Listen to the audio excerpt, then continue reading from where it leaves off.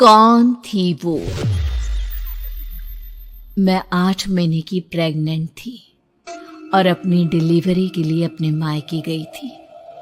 माँ ने मुझे फोन पर बताया, घर के पीछे की तरफ जो खाली जमीन थी ना, वहां पर एक नया कमरा बनवा लिया है। इतने सालों के बाद जैसे ही अपने घर में कदम रखा, कुछ अलग सा लगा। माँ, ये घर के पीछे की तरफ नया कमरा बनवाने की क्या जरूरत थी? अरे बेटा, घर के पीछे दूर दूर तक खाली जमीन है। तेरे पापा को कई दिनों से लग रहा था कि यहाँ पर एक कमरा बनवा लेंगे तो ताजा हवा मिल जाया करेगी। अब तो ये सब छोड़ और चल जल्दी से दूध पी ले। माँ, मैं थोड़ी देर में पी लूंगी, आप सो जाओ।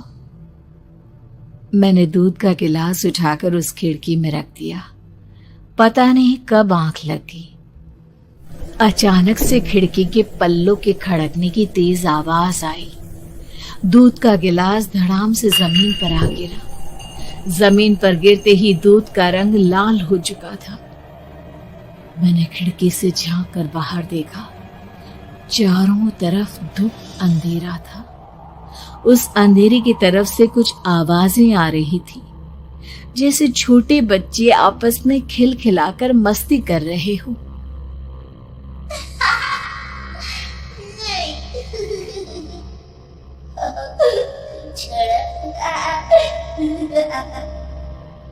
इतनी रात को इतने घनघोर अंधेरे में बच्चों की आवाज कैसे आ रही है? घड़ी में वक्त देखा तो ठीक 12 बजे थे। देखकर मैं सन्न रह गई। बुरी आत्माओं और भूतों की कई कहानियां मैं सुन चुकी थी। वक्त भी कुछ ऐसा ही था। ऊपर से मैं प्रेग्नेंट। सुना था कि ऐसे वक्त में अक्सर बुरी आत्माएं औरतों का पीछा करती है, तो क्या मेरे पीछे भी?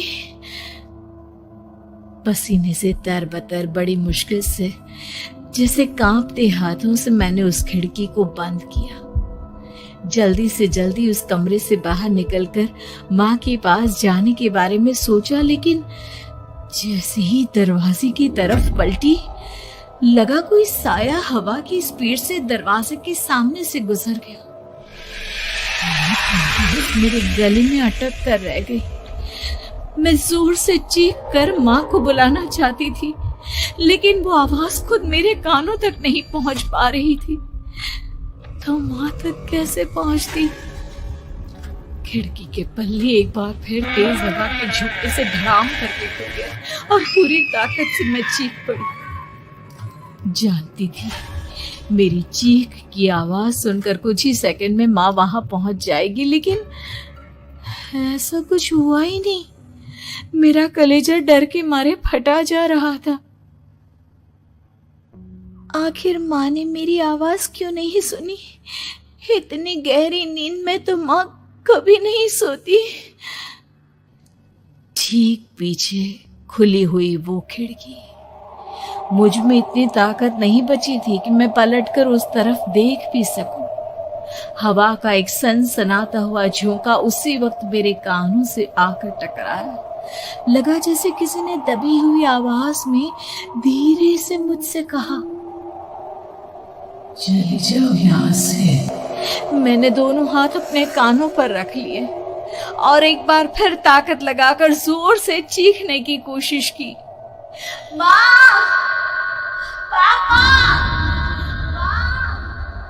मेरी आवाज उस कमरे की दीवारों से टकराकर वापस मुझे ही सुनाई दे रही थी।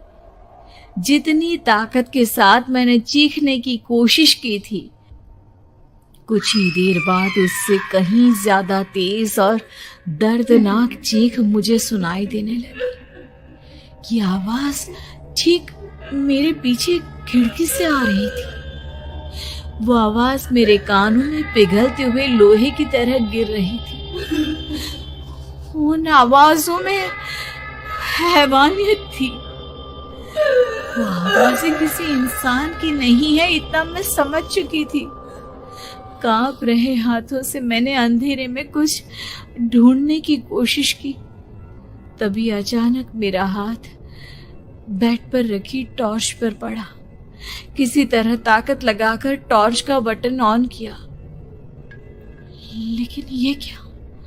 सामने दरवाजे पर 3 छोटी लड़कियां खड़ी हुई थी। उनके हाथ में स्टील के चमचमाते हुए चाकू थे। मैं घबराकर लड़खड़ाई और पीछे की तरफ हटी, लेकिन तब तक वो मेरे पास आ चुकी थी। उनकी गर्दन टेढ़ी थी और उनके हाथों के वो चाकू मेरे पेट को निशाना बनाने को तैयार।